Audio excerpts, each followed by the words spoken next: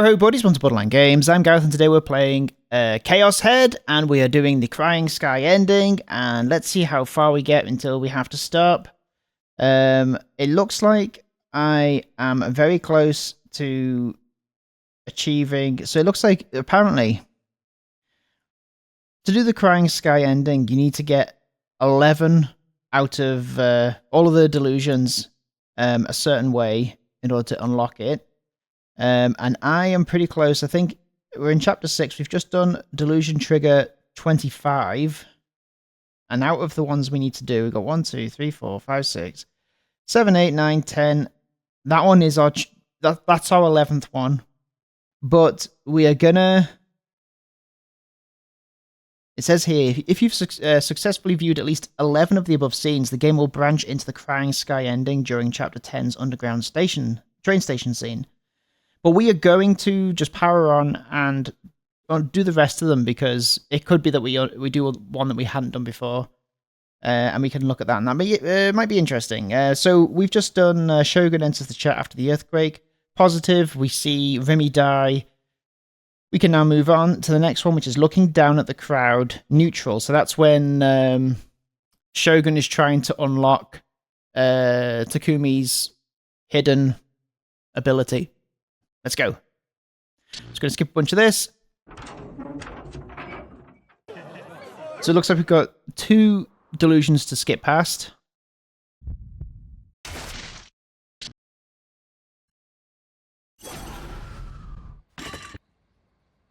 Hiya.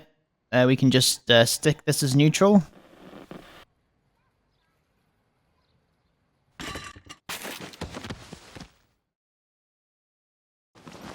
There's our serial killer. There's the serial killer working with Sewer.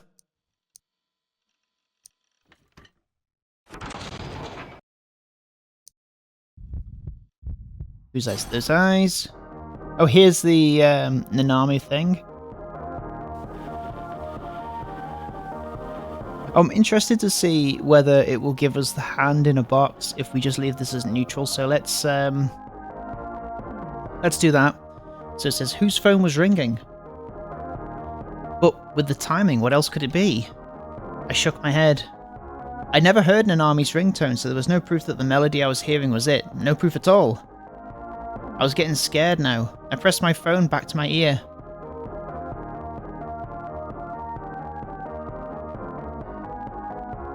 Nanami still wasn't answering.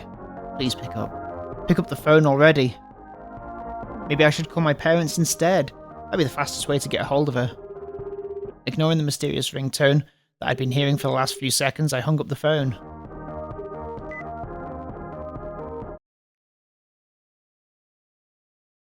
It stopped. The mysterious ringtone stopped. My room suddenly grew quiet. It wasn't completely exact, but I was still sure of one thing. The song stopped. At almost the exact same time. I'd hung up the call. What? I was becoming more and more confused. Not knowing what else to do, I started looking around the room over and over again, but no matter how much I looked around, my brain refused to process any of it.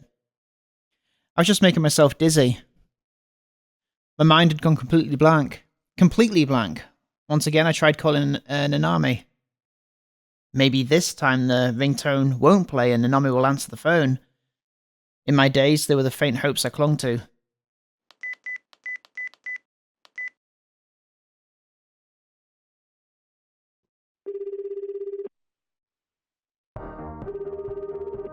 Nope. Turns out that it is in there. Gah. Only for those hopes to be swiftly crushed. Less than 2 seconds after the call started, the happy-go-lucky melody started playing once more. There was no mistaking it. I couldn't avert my eyes from reality anymore. It's in this room. Nanami's phone was in this room. But why? Had Nanami forgotten it here, or... Did you get my present? Yeah, this wasn't happening, it couldn't be. It didn't matter how much sense it made. It just couldn't be true. I slowly lowered my hand holding my phone. I couldn't even blink. My throat was dry as a desert. Even still, I searched for the source of the sound. This time I slowly, ever so slowly, examined each and every object scattered throughout the room. I hated myself more than ever for not clearing my room. If only I was more organised, I could have spotted where it was coming from immediately. Where the hell was it coming from?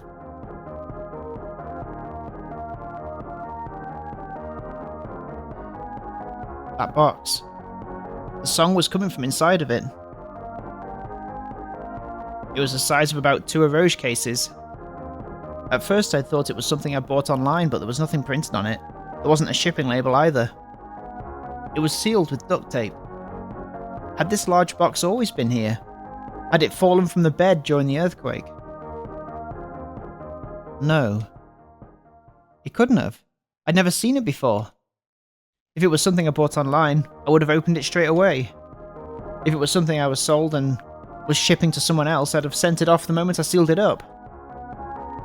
For a second, I considered that maybe Nanami had dropped it off, but I couldn't remember her bringing in a cardboard box of this size. Which could only mean, during the hour I'd been at school, someone had entered my base. I have a present for you. I hope it pleases you. So we now know that it was the nurse that did this, right?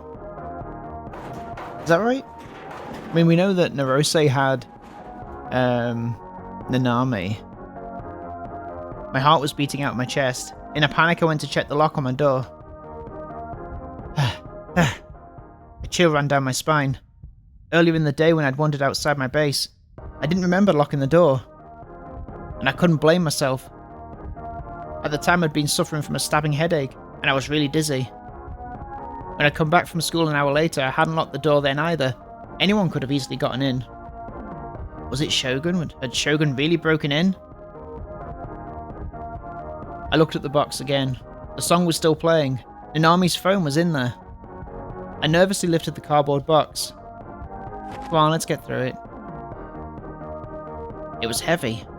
With how heavy it was, there was no way there was just a phone inside. It weighed about the same as 500 milliliters of soda. I was hesitant to open it. I had a very bad feeling about this. I don't want to open it. But there was nothing else I could do. I had to open it. I was too worried about Nanami. She was a total brat, but at the end of the day, she was still my little sister. Nanami's phone was in the box. In other words, someone had taken her phone from her. Now then, let the quest to rescue Nanami begin. That had been in Shogun's email. I looked at the clock. It was already past 7:30 PM. Nanami might be in danger. I had no choice but to open it. Oh, I guess it turned out that it was Sua posing as Shogun, wasn't it? My heart refused to stop pounding. Large drops of sweat began trickling down my forehead. Sua posing as what we thought was Shogun. You know, the real Takumi. Because he had the weird Darth spider mask or whatever it was. Mumbling that like a prayer, I opened the box. There we go. This is the hand. Inside was a lump of aluminum foil, or we say here aluminium, packed carefully with cushioning material. I peeked fearfully inside the box, but the phone was nowhere to be seen. The song was coming from inside the foil. The phone call's coming from inside the foil. Sweat got in my eyes and it stung. Before I knew it, my entire body was had gotten soaked in sweat. No, I can't do this anymore. Why me? Why does it have to be me? I nearly said those tearful complaints aloud. I pleaded with Saratan for comfort, but she didn't say anything. A myriad of delusions swirled it within my head, so much so that it felt like it was on the verge of exploding. I couldn't even focus hard enough to have a delusional conversation with Saratan. Let's just get to the bit. I closed my eyes, I held my breath, and tore off the aluminum foil in one go. I could hear the song even more clearly than before. I was too afraid to open my eyes. I tried as hard as I could to catch my breath, but to no avail. It was fine. Everything was fine. There was nothing to be afraid of. It was just a harmless prank from Nanami. Just wait any second now, Nanami's going to burst into the room with a big smile on her face, yelling, "Surprise! Haha, I got you!" Yeah, I was sure of it. There was no reason to even consider anything else. Once she did that, I'd lay her into her like never before, then I'd never talk to her ever again. Go on, Nanami, prove me right. Ugh. I had to open my eyes. I couldn't keep staring at the darkness. Not looking at it was only making things worse. All it did was force me to imagine what horrors might be inside. I couldn't handle any more terrifying delusions. Yeah, it's got to be real, right? Because otherwise the whole story after this doesn't make sense.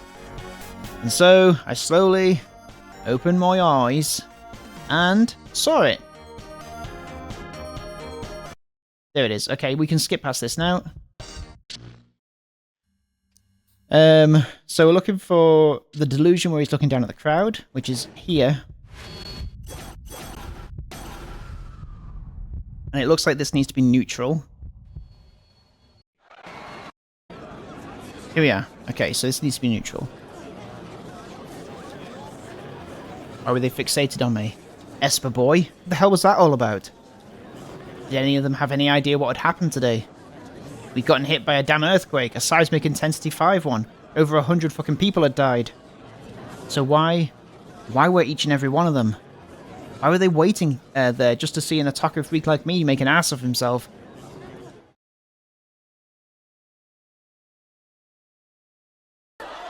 There's a sword there. Whose eyes? Are those eyes? Whose eyes? Are those eyes? It sounded like fans cheering from the bleachers at a soccer game, or maybe a volleyball game. The entirety of the DQNs who'd gathered in Scramble Crossing had all begun chanting in unison. Maybe this was a planned part of the event, or maybe Shogun had mind-controlled them into doing it. They all followed the same rhythm as they raised their hands overhead and shouted the same words. They were all insane. I was horrified. The chant wasn't stopping. In the midst of their chant, I could hear the high-pitched voices of female DQNs. Takumi! Look over here! We love you! Oh look, there I am. Yeah! As I listened closely, I noticed the one thing they all had in common. They were all making fun of me. To them, they were just having fun and laughing to their heart's content. Everything was fine as long as they were having fun. A festival dedicated to my sacrifice. A true shit show. All I wanted to do was join in, make fun of myself the way everyone else was. Every last one of them was a DQN. Nobody would be coming to my rescue. Everyone who'd come here wished for my death. Crowd psychology was going to kill me. Not out of hatred or fury, but simply because that was what everyone else wanted to see.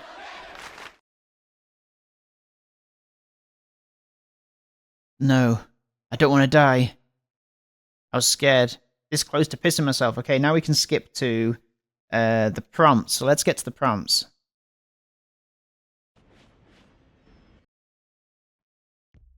Here we go. I saw a sword. I did see a sword.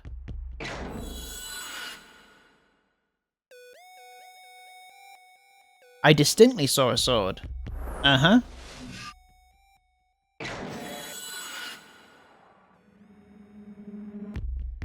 If I move from here, I can take it. No, you can't.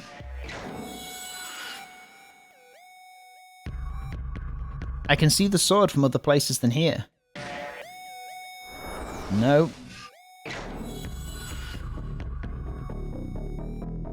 And finally, it's not actually a sword.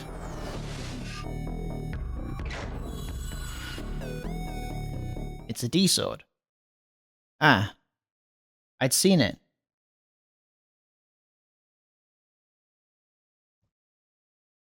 Within the night landscape, blurred by my teary eyes, amid the scenery in which light was warped by my welling tears, I found a spot that looked just like a sword. Just like what Ayase had said. I hadn't noticed it at first, but when I'd ever so slightly altered my perspective, it was there before I knew it. Even if if it had just been a coincidence, I was more than happy with it. The more I thought of it as a sword, the more defined it became, and over time it was becoming more and more real. It was slowly turning into a definite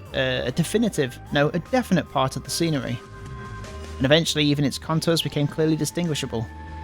Okay, we can skip to the next chapter, I feel. Let's do that.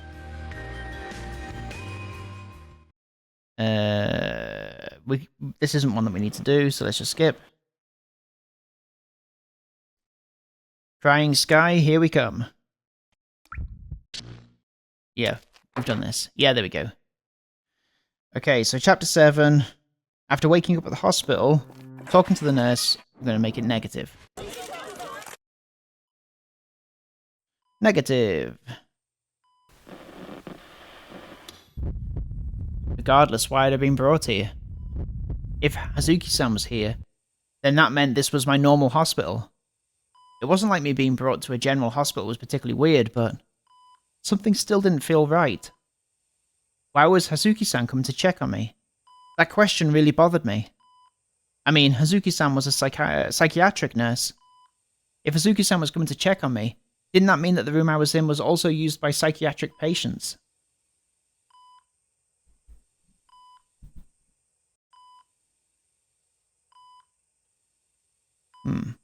I've been informed that the police would like to speak with you. Huh? Zuki's gentle tone turned cold. Without looking at me, she continued writing something on a piece of paper, attached to a clipboard. You would have to be a really horrible person to kill your own sister. What? Had she just said? Oh, we've seen this. We've seen this ending. They found her in your house. Her corpse. What? You cut off your sister's hand and carried it around with you. That's not normal. I didn't kill anyone. So you've claimed. The detective has been complaining about how useless it is to converse with you. You say nothing but incomprehensible nonsense. Are you intending to plead not guilty by reason of insanity? Even if you do, it won't help. Everyone knows. You killed her. My chest squeezed tightly, and I began to hallucinate that everything before my eyes had gone completely black. I was starting to doubt myself.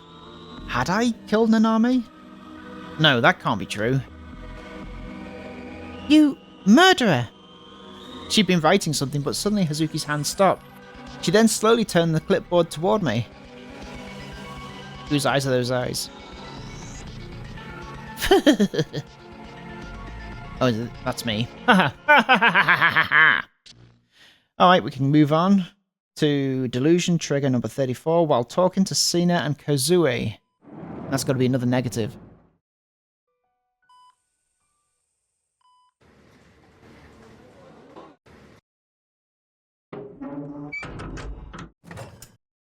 No hand in the fridge. News of me being on the top of that building on @channel. We can skip this one. Talking to Senna and Kozue. This isn't where... That's not that one. That one's when we're outside, I'm pretty sure. There's Ban and Suwa, the baddie.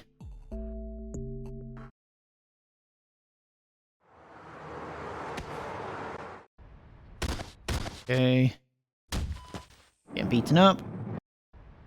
Remy and Takumi, the real Takumi. We can skip this one because it's not Senna and Kozue, it's just Kozue.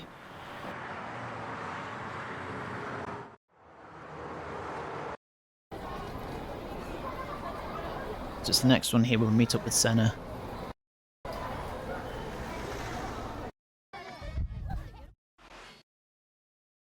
think?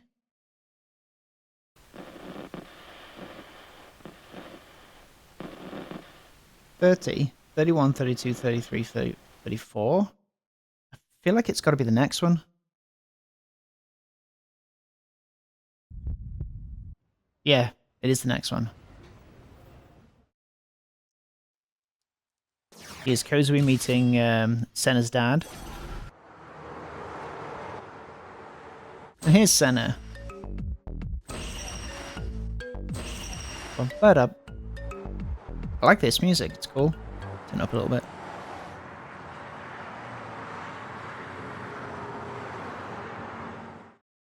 Alright, so this one's going to be negative. And I feel like we've seen this before, but we'll look at it again. Hey, if you want mine, here. I timidly held up my winning stick. Oh yeah, this is where it says, whose eyes are those eyes? I have no intention of accepting handouts. I'm merely experimenting with my own possibilities. But Seneshan's heart says she really wants it, you know? Oh, I see, that's Kozui. You can have it. I don't eat a whole lot of popsicles.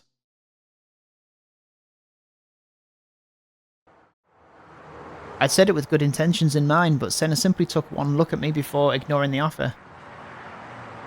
And then for some reason, she handed me a popsicle stick instead.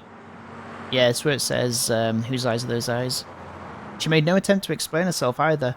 I wasn't sure what she was expecting, since I wasn't exactly going to get ecstatic over a losing popsicle stick that didn't even belong to me. Was she just silently ordering me to toss it in the trash near the convenience store or something? Considering it was her and all, it certainly was in the realm of possibility. Senna must have had a whole host of meek male subjects that she used to do her dirty work. She was pretty much insulting me to my face. But just the thought of what she'd do if I defied her scared me far too much, so I just bit my lip and put up with it. I won. Her gaze fixed on the sky that peeked between the buildings, Senna declared her supposed victory. With a sigh, I inadvertently looked down at the losing popsicle stick and gasped. There we go. What the hell was this? It came out last week. An exclusive Shibuya one. It's worth more than a normal winning stick. Senna had a smug expression on her face as she explained. Was she just trying to brag? And I won. What the hell kind of competition had she even won? And besides, I didn't even want anything to do with these winning sticks, especially with how in poor taste they were. Okay, we've seen this, let's move on. So we're going to go straight into Chapter 8.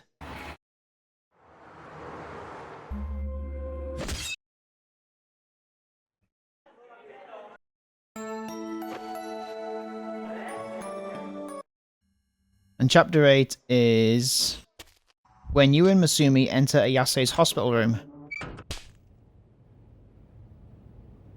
And then we've got to do that neutral.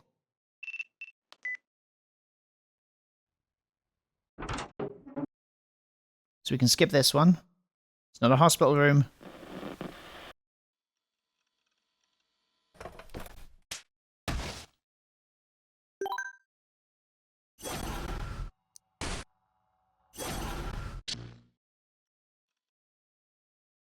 Here we go.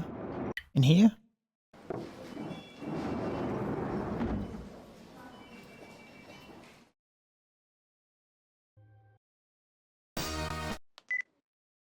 It's so weird with it sped up. It feels like this game, I don't know, it's weird kind of having a visual novel on fast forward because it kind of reduces it really to its, it removes all of the charm and depth to all the story and just it's like a bunch of pictures and a bunch of text is all the game is, but of course it's not. You know, you could just say that about anything, couldn't you? Here we are! And we're going into Irase's room. Here we are. Okay, cool, we're here. So for this one, we've got to make it neutral. The hospital room had an area of around 10 square meters. There was a toilet to the right of the entrance, and there was a bed near the back. The setting sun shone through the window on the other side of the room. Ayase wasn't in bed. Based on how the sheets were a little messed up, it looked like she'd been there until very recently.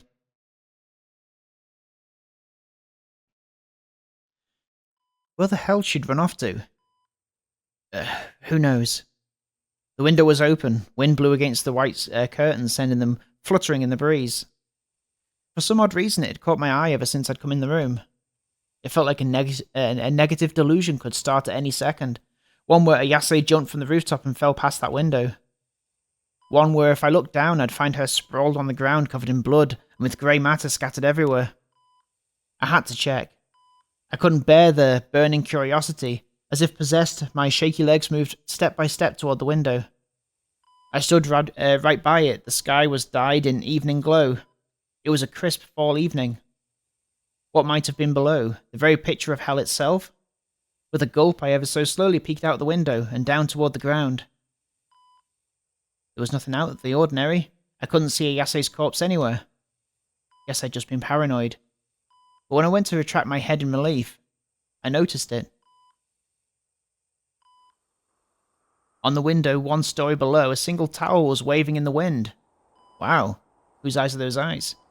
I assumed it was just a normal white towel, but words of some kind were scrolled on it in dark blue lettering. Due to it flapping in the wind, I couldn't quite figure out what it said. Not that I really cared. The words scribbled on some towels shouldn't have bothered me at all. But a part of me still tried desperately to read it. And when I looked closer, I saw...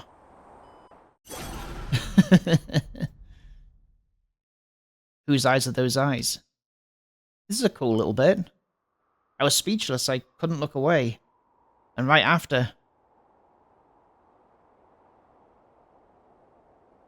the towel was suddenly pulled back through the window. Almost as if they'd known I'd been looking at the towel at that very moment. No, that couldn't be possible. Nobody I knew could have been in the room below me. Nobody I knew had been hospitalized. Even if someone other than a patient was stalking me from the room below, it would have been impossible for them to predict that I would peer down from here, right? There was no surveillance cameras in the rooms. It was all just a coincidence. It had to be. But what if... maybe, just maybe it wasn't? Terror creeping up on my back. I turned back toward the entrance. There was nobody there. The door was shut.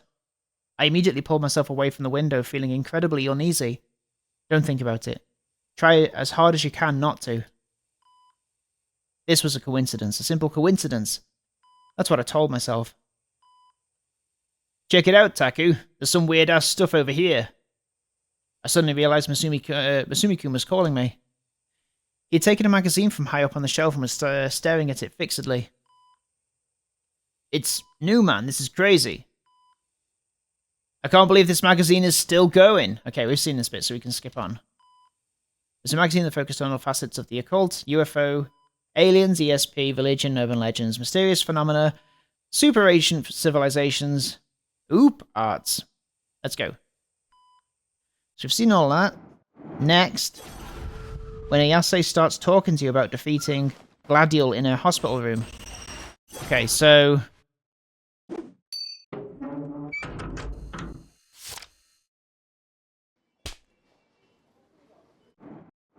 it's going to be here, right? We need that to be negative, okay. Gladiol. I remembered that name. I'd seen that term back when I'd first been researching D-swords. It had seemed that D-sword was a term used in literature and pseudepigrapha,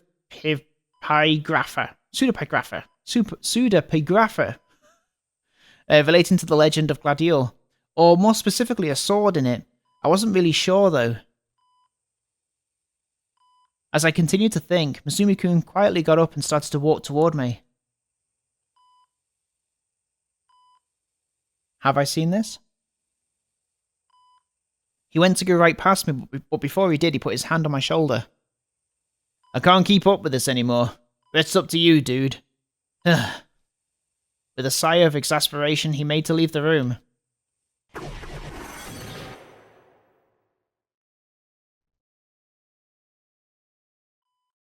Stop.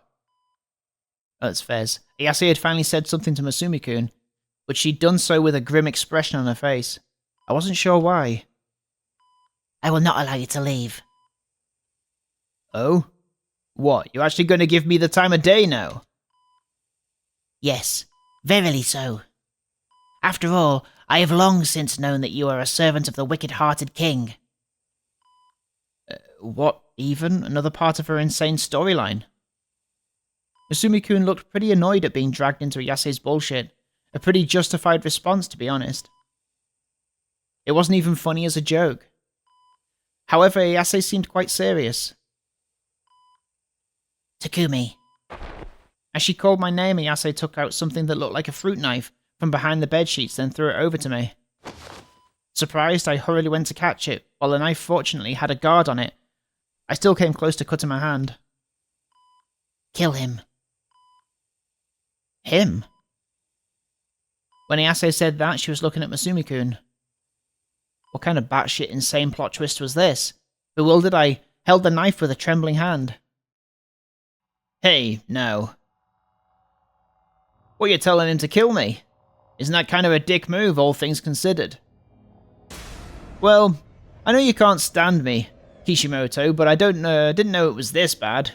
Never would have thought you'd say it to my face either. So, what was it again? Graviton Wicked Hard? Not that I've got a goddamn clue what any of it means. Either way, put the knife down, Taku. I trust you're smart enough to ignore Kishimoto's crazy delusions. They are no delusions. Oh, that's her.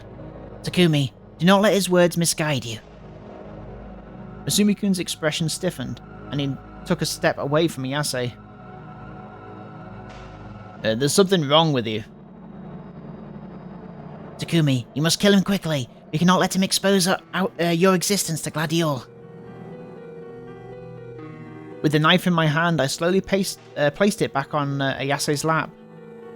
Takumi! The things you're saying are completely insane. She looked up at me with sad eyes. It doesn't matter how you look at me. How the hell do you expect me to kill Masumi-kun? This has nothing to do with Gladiol or whatever. Killing someone would make me a criminal, and that's not going to happen. Simple as that. That's my bro. I knew you'd side with me, Taku. Masumi-kun clapped his hand on my shoulder. And then, casually as could be, without a care in the world, he grasped the knife on Ayase's lap. See ya, you schizo bitch. And then, without stopping even once, he removed the guard from the knife before immediately slashing outward.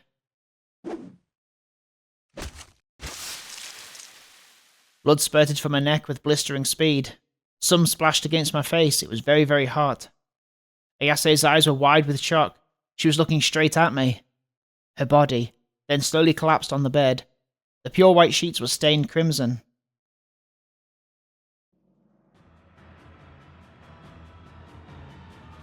Sucks to be you, Taku. That was your last chance to stop the resurrection of Gladiol. I couldn't even scream. You should have trusted Kishimoto. As he said that, Masumi-kun got on top of Ayase's splayed out body. Then, without even a hint of hesitation, he gouged out her eyeballs. And yet, her body didn't move, it didn't even twitch. Masumi-kun turned toward me with a cruel smile. He murmured, "Whose eyes are those eyes?"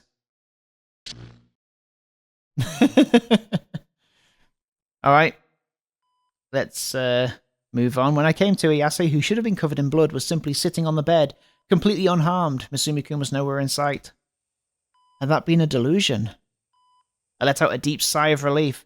That had definitely been a nasty one. Feeling guilty, I apologized to Ayase inside my head. But since she couldn't hear my thoughts, Ayase just went on with her schizo babbling.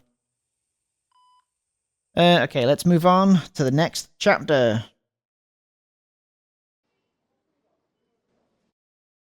And the next delusion is number 43, when I hear Nanami's voice after chatting with Grim.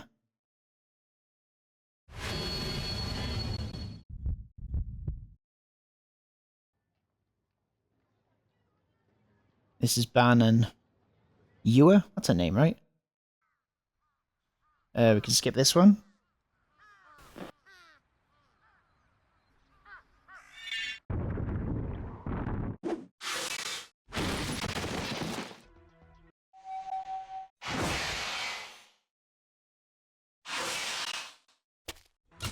And this is when Rimi's revealing that she's a Gigglomaniac, right? I feel like we didn't have that confirmed until just now.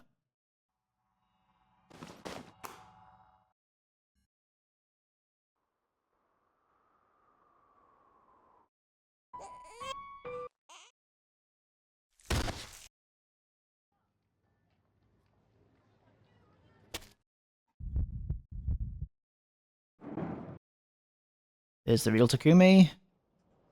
Chapter 9.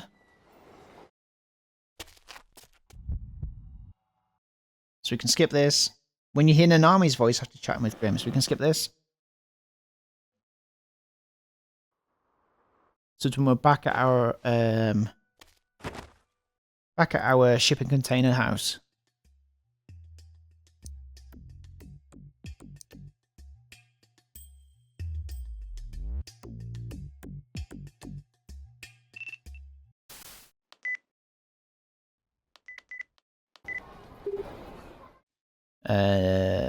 Skip this. It's not this one.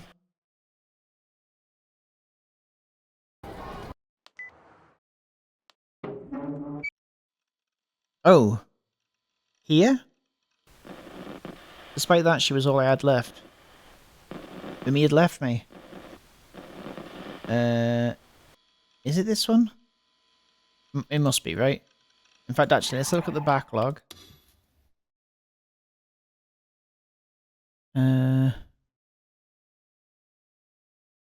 This is Saratan, isn't it? I mean, we'll do positive just in case.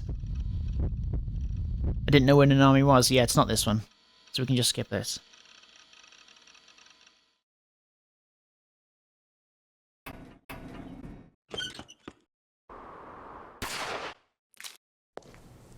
There's a sewer killing ban.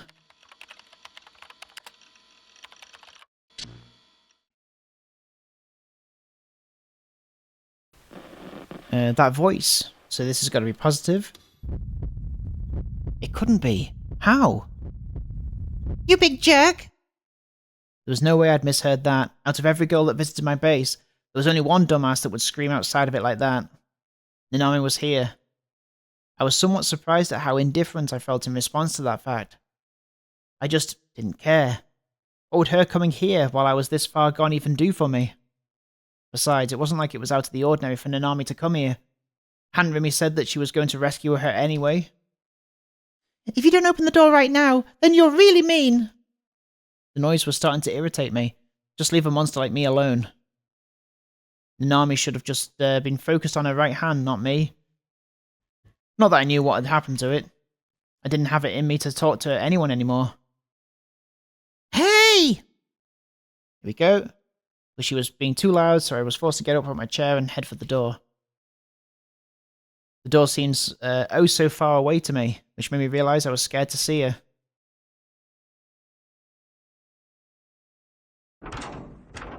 So I think at this point, I was doing... Oh, there you are! Yeah, at this point I was doing no delusions. Pretty sure, right? Routine survival check. Routine survival check! As I opened the door, Nanami smiled and waved at me. I froze in place. She was acting way too normal. She was acting way too energetic. I'd seen it. A white bandage wrapped around her right wrist. So why? I then remember the phone call I'd gotten a few hours earlier, the pained voice asking me to give her right hand back. And now the smile she had right now, and a bandage around her right wrist. Contradicted each other. Nanami was contradicting herself. Oh, I see. She was also a delusion. She had to be. I never had a little sister named Nanami to begin with. I got it now. That had to be it.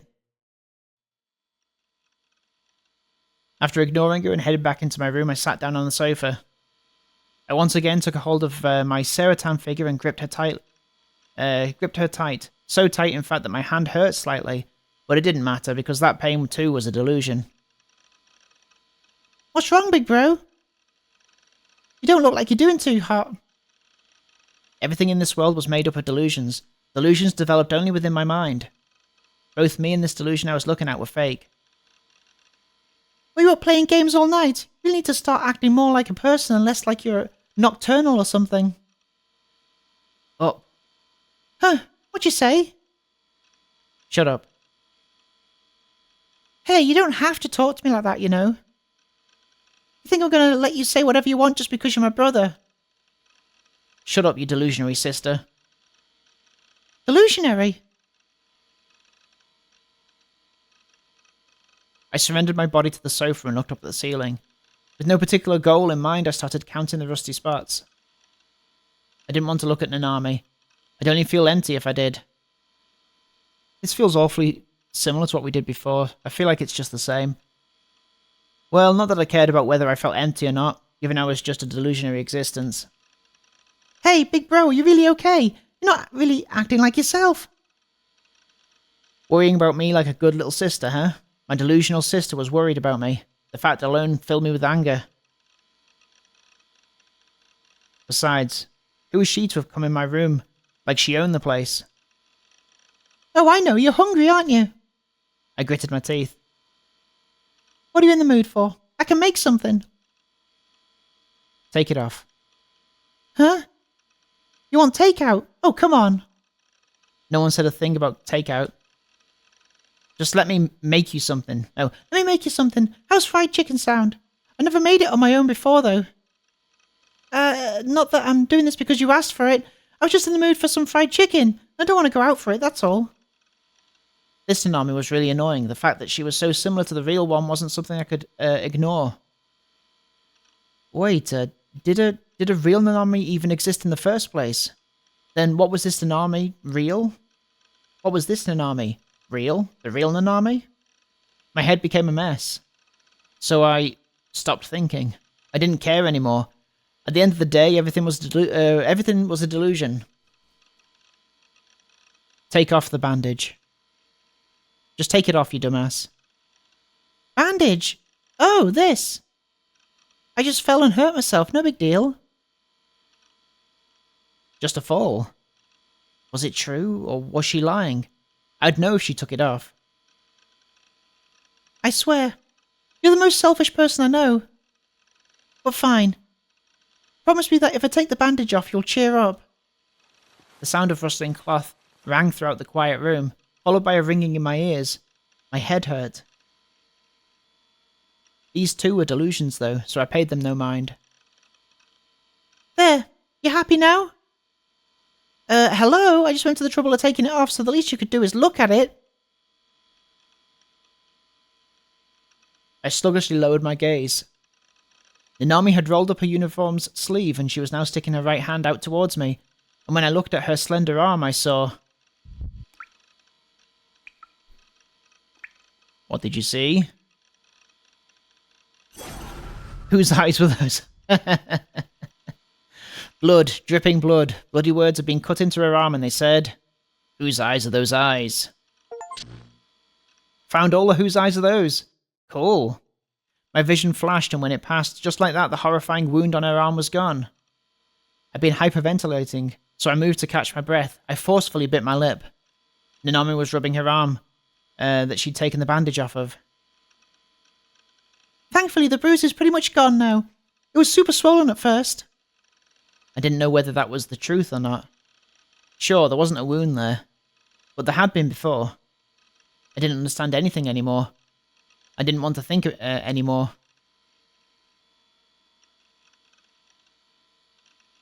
I once again laid my head on the sofa.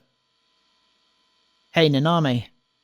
Without meeting her eyes, I called out to my sister, or to the girl whose identity I wasn't sure of. I don't care whether you're real or fake, so... Right now, I only wanted one thing. And I guess we're going to find out what that thing is next time on Borderline Games. Thank you so much for watching. Thank you so much for watching this episode of A Chaos Head. A Chaos Head is what it's called now.